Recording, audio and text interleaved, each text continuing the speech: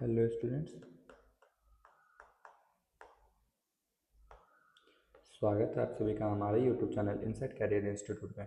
आज हम लोग एसिड्स, बेसेस एंड सॉल्ट्स का लेक्चर नंबर 5 देखने जा रहे हैं। इसमें हम लोग यूनिवर्सल इंडिकेटर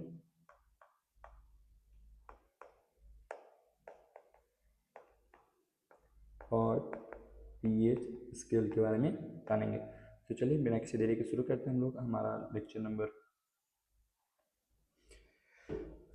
5।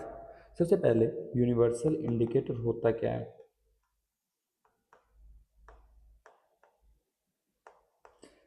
यूनिवर्सल इंडिकेटर पढ़ने से पहले हम लोग ये जो इंडिकेटर वर्ड, इस इंडिकेटर वर्ड को हम लोग लेक्चर नंबर 1 में देखा था कि इंडिकेटर वैसे सब्सटेंस को कहते हैं, दो सब्सटेंस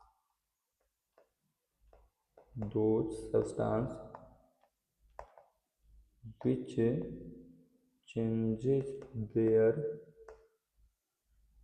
property in acidic और बेसिक मीडियम। जो वैसे सब्सटेंस जो एसिडिक और बेसिक मीडियम में अपना प्रॉपर्टी चेंज कर लेता है उसे इंडिकेटर कहते हैं। यूनिवर्सल इंडिकेटर वैसे इंडिकेटर को कहते हैं यूनिवर्सल। तो ये बहुत सारे सेवरल इंडिकेटर्स का मिक्सचर होता है, मिक्सचर ऑफ सेवरल इंडिकेटर्स। बहुत सारे डिफरेंट इंडिकेटर्स को मिला के बनाया जाता है यूनिवर्सल इंडिकेटर। अब इसको यूनिवर्सल इंडिकेटर क्यों कहते हैं? क्योंकि हम लोग लेक्चर नंबर 4 में देखा कि एसिडिक प्रॉपर्टी, एसिड वही कहलाएगा जो H+ आयन रिलीज करेगा और बेस वही कहलाएगा जो OH- आयन रिलीज करेगा। ये जो यूनिवर्सल इंडिकेटर होता है वो अलग अलग हाइड्रोजन आयन के कंसेंट्रेशन के अनुसार डिफरेंट कलर बताता है। मतलब यूनिवर्सल इंडिकेटर इसको इसलिए कहा जाता है क्योंकि एक तो ये हमको एसिड और बेस बताने में मदद करता है और साथ में ये उसका स्ट्रेंथ बताने में भी मदद करता है। हम ये यूनिवर्सल इंडिकेटर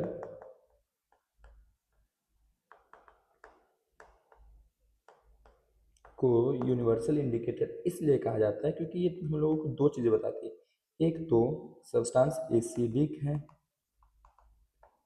या बेसिक है ये भी बताता है और साथ में स्ट्रेंथ भी बताता है।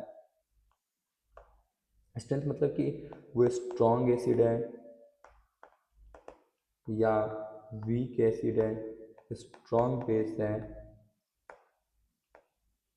या वीक बेस है, ये सब बताता है हम लोगों को यूनिवर्सल इंडिकेटर।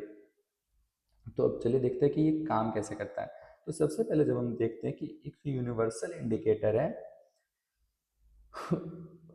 वो कुछ इस तरीके का होता है जिसमें अलग अलग कलर्स होते हैं जो डिफरेंट कलर्स में बटे हुए होते हैं। अगर कोई एक स्ट्रॉन्ग एसिड होगा तो उसका कलर अलग होगा, अगर कोई एक वीक एसिड होगा तो उसका कलर अलग होगा, न्यूट्रल होगा तो उसका कलर अलग होगा, वीक बेस होगा तो उसका कलर अलग होगा और स्ट्रॉन्ग बेस होगा तो उन सब का कलर अलग होते जाता है। तो वही चीज़ यहाँ पे कि यूनिवर्सल इंडिकेटर क्या होता है? It is a complex mixture of different indicators. ये बहुत सारे डिफरेंट इंडिकेटर्स का एक कॉम्प्लेक्स मिक्सचर होता है। It changes colours dynamically based on the concentration of hydrogen ions in a given solution. कितना हाइड्रोजन आयन है? अगर ज़्यादा हाइड्रोजन आयन होगा तो वो स्ट्रॉन्ग एसिड होगा, अगर H+ आयन ज़्यादा है तो यानी कि वो स्ट्रॉन्ग एसिड है, H+ आयन अगर कम है तो वो एक वीक एसिड होगा। अगर H+ आयन का कंसंट्रेशन ज़्यादा है, अगर ज़्यादा H+ आयन को रिलीज कर रहा है, आसानी से रिलीज कर रहा है, तो वो एक स्ट्रॉन्ग एसिड होगा। और अगर H+ आयन उतना ज़्यादा नहीं है, बहुत कठिनाई से H+ आयन रिलीज कर रहा है, तो वो हमारा वीक एसिड कहलाएगा। It help us to precisely determine and visualise exactly how strong और वीक एन एसिड और बेस इज। ये हमको बताने में मदद करता है कि कितना स्ट्रॉन्ग या वीक कोई एसिड या बेस है। तो जैसा कि हम आपको बता चुके हैं कि ये बताने में मदद करता है, स्ट्रेंथ बताने में मदद करता है, अगर स्ट्रॉन्ग एसिड है या वीक एसिड है, स्ट्रॉन्ग बेस है या वीक बेस है, ये सब बता देता है हम लोगों को यूनिवर्सल इंडिकेटर्स। अब यूनिवर्सल इंडिकेटर्स, अब हम इसको कंपेयर करते हैं पीएच स्केल से। P pH sorry pH scale. यहाँ पे पी का जो मतलब है पोटेंज, पोटेंज एक जर्मनी का वर्ड है, जर्मन वर्ड है। इसका मतलब जर्मन में होता है पावर, जर्मन में जिसका मतलब होता है पावर, तो पावर ऑफ हाइड्रोजन। ठीक है, तो पीएच स्केल एक तरीके का स्केल है। इस स्केल में पी जो पी है, ये पी किस चीज़ को बता रहा है, पावर। ठीक है, अब ये जो एक स्केल है, इस स्केल में 1 से लेके 14 तक नंबर, 0 से लेके 14 तक, सॉरी माफ कीजिए, 0 से लेके 14 तक नंबर लिखा हुआ है। अब ये जो स्केल है, इस स्केल में इनवर्स रिलेशन होता है हमारा, इनवर्स रिलेशन होता है। इनवर्स रिलेशन मतलब कि अगर एक चीज बढ़ेगा किस किस के बीच में, नंबर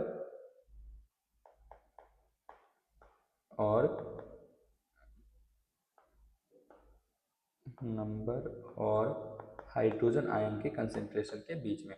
अगर हाइड्रोजन आयन का कंसेंट्रेशन ज़्यादा है तो नंबर बहुत ही ज़्यादा कम होगा, और अगर हाइड्रोजन आयन मतलब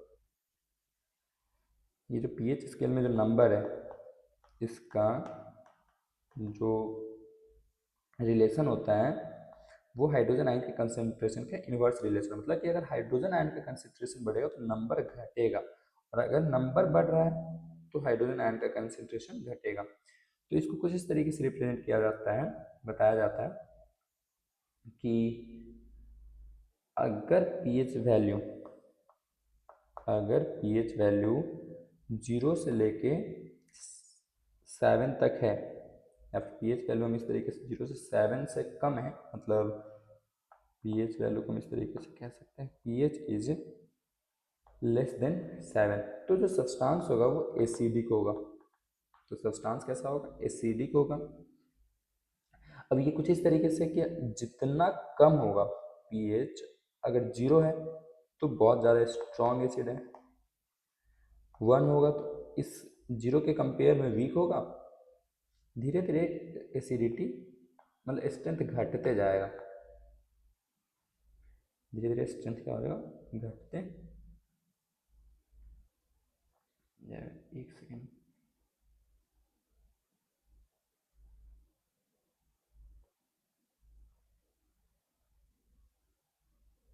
अगर पीएच लेस देन 7 है तो वो एसिडिक होगा, मतलब 0 1 2 3 4 5 6, तो 7 से कम होना चाहिए, तो 6.5 6.8 ये सभी एसिडिक ही होगा। जैसे जैसे इस पीएच का वैल्यू बढ़ेगा स्ट्रेंथ घटेगा, स्ट्रेंथ घटते जाएगा, पीएच का वैल्यू घटेगा तो स्ट्रेंथ, पीएच का वैल्यू बढ़ेगा तो स्ट्रेंथ क्या होगा, घट, मतलब 0 पे स्ट्रॉन्ग एसिड है, 0 पे हमारा स्ट्रॉन्ग एसिड होगा और 6 पे हमारा वीक एसिड होगा। अगर हम बात करें पीएच हमारा 7 के बराबर है तो न्यूट्रल होगा, मतलब वो सब्सटेंस हमारा न्यूट्रल होगा। और अगर पीएच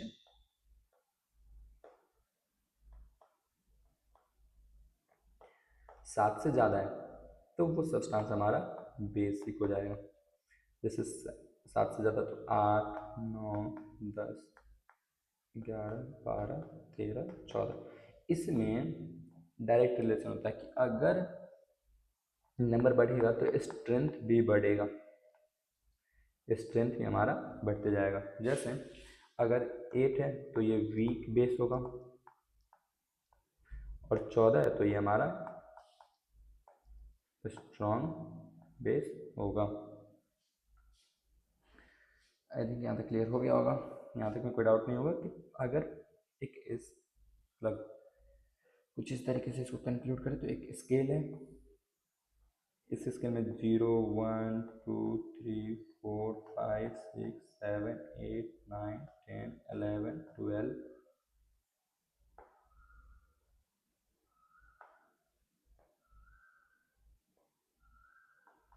13 14।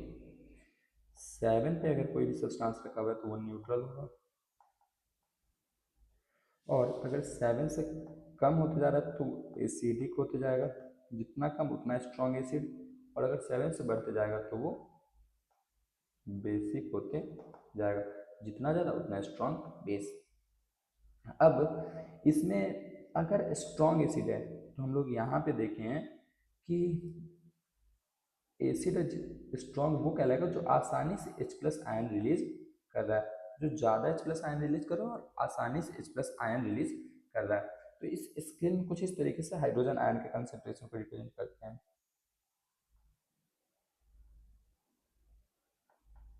मतलब ये हमारा हाइड्रोजन आयन का कंसेंट्रेशन है।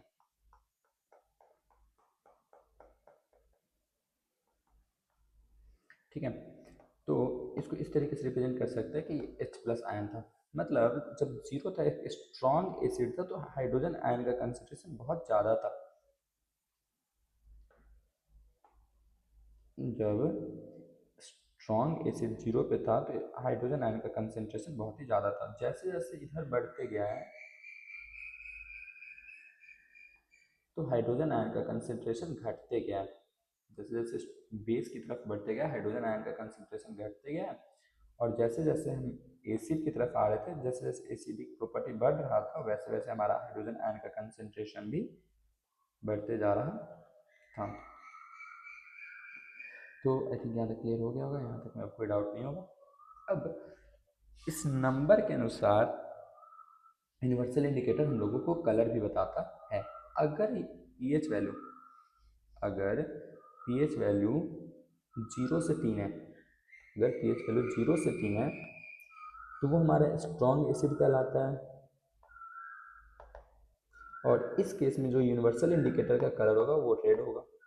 नेक्स्ट पेज में इसको लिखते हैं कि पीएच और यूनिवर्सल इंडिकेटर में क्या क्या रिलेशन है।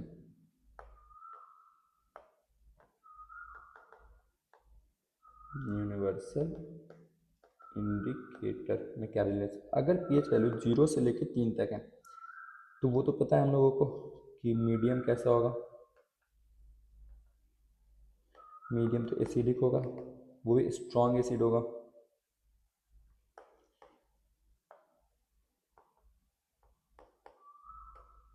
स्ट्रॉन्ग एसिड, पीएच का कलर जो होगा वो इस केस में रेड होगा। अगर 4 5 है,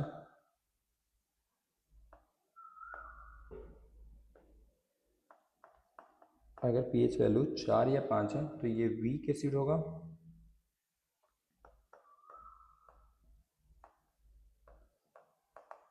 और इस केस में जो कलर होगा वो होगा हमारा ऑरेंज।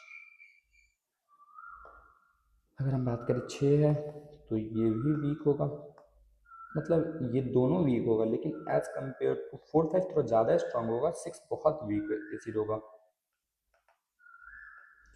इस केस में कलर होगा वो हमारा होगा येलो। 7 है तो इसके लिए न्यूट्रल होता है, ये हो जाएगा हमारा ग्रीन। 8 या 9 है तो वो हो जाएगा हमारा वीक बेस,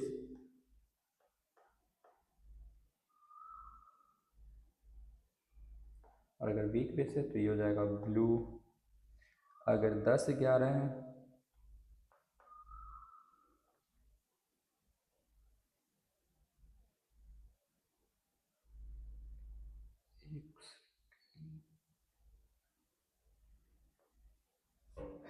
अगर पीएच मीडियम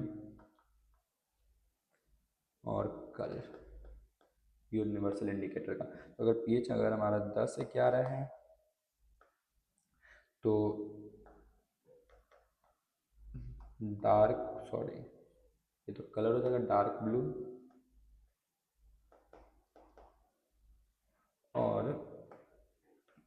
जो मीडियम होगा हमारा वो मॉडरेट टू स्ट्रांग बेस होगा, मॉडरेट टू स्ट्रांग बेस। और अगर 12 से 14 है, या तो कुछ का 12 से अगर 14 है तो ये हमारा स्ट्रांग बेस होगा। और इस केस में जो कलर होगा वो होगा हमारा वायलेट या पर्पल। तो इसको अगर यूनिवर्सल इंडिकेटर को अगर हम यहाँ पे दिखाने की कोशिश करें, कुछ इस तरीके से खुद से बनाने की कोशिश करें, तो अगर 0 से लेके 3 तक है तो कैसे एसिड होगा, स्ट्रॉन्ग होगा। और इस केस में जो कलर होगा वो कलर होगा डार्क रेड। उस केस में कलर कैसा होगा, डार्क रेड होगा। अगर 4-5 है, मतलब 4-5 के आसपास से 3 से ज़्यादा 5 तक है, तो 4-5 है, 6 7 7 के लिए ग्रीन कलर से करते हैं।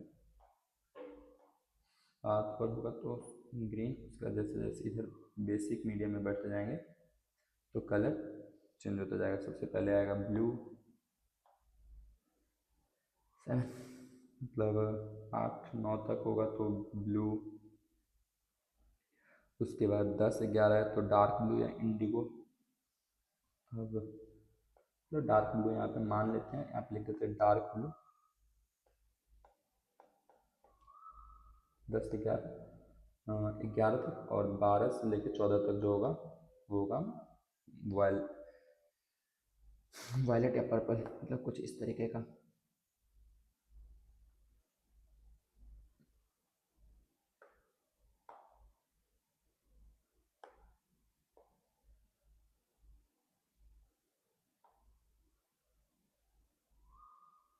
कुछ इस तरीके से ये हमारा डार्क ब्लू होगा, डार्क ब्लू।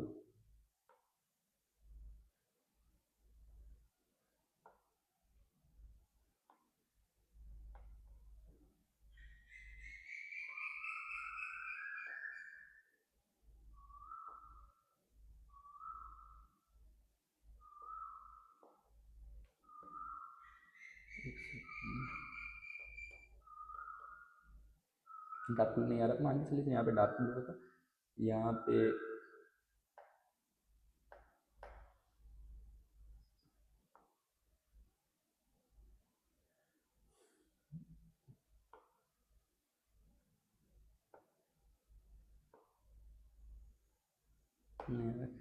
जिसमें टाइम लगेगा तो 9 से 10, 9-10 है तो डार्क ब्लू, यहाँ पे ब्लू, सॉरी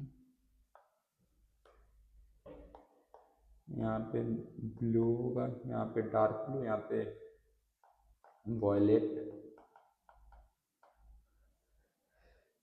यहाँ पे डार्क ब्लू लिखा हुआ है, यहाँ पे ब्लू, न्यूट्रल पे ग्रीन, यहाँ पे येलो। ये जो होगा हमारा होगा 5-6 के आसपास, 4-5 के आसपास जो होगा वो हमारा 4-5 इसके आसपास होगा हमारा ऑरेंज, 4-5 ऑरेंज, 6 येलो, 7 ग्रीन। तो कुछ इस तरीके से हमारा कलर होता है। तो इस चीज़ को हम लोग यहाँ से देख लेते हैं एक बार कि अगर pH 7 के बराबर है तो ये एक न्यूट्रल सॉल्यूशन होगा, अगर pH 7 से कम है तो एसिडिक होगा, pH 7 से ज़्यादा है तो बेसिक होगा। अगर हम लेफ्ट की तरफ बढ़ते जाएं तो यहाँ पर हम देखें हैं कि अगर हमारा लेफ्ट की तरफ, अगर न्यूट्रल सॉल्यूशन से लेफ्ट की तरफ बढ़ते जाएं तो H+ आयन का कंसनट्रेशन बढ़ते जाता है, और जैसे जैसे हम न्यूट्रल सॉल्यूशन से राइट की तरफ बढ़ते जाते हैं H+ आयन का कंसनट्रेशन घटते जाता है। अगर लेफ्ट की तरफ बढ़ेंगे तो H+ आयन का कंसनट्रेशन बढ़ेगा,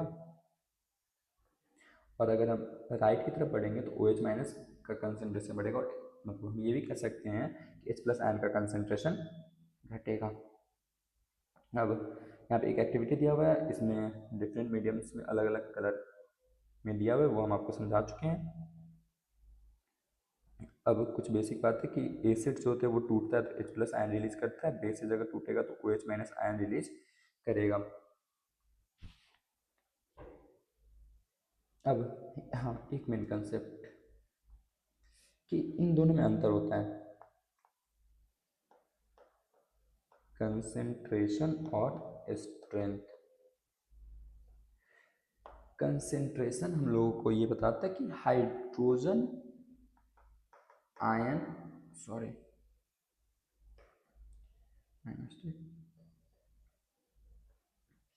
कंसेंट्रेशन हमको बताता है कि इसके अंदर कितना अमाउंट ऑफ वाटर प्रेजेंट है, amount of water present in solution, amount of water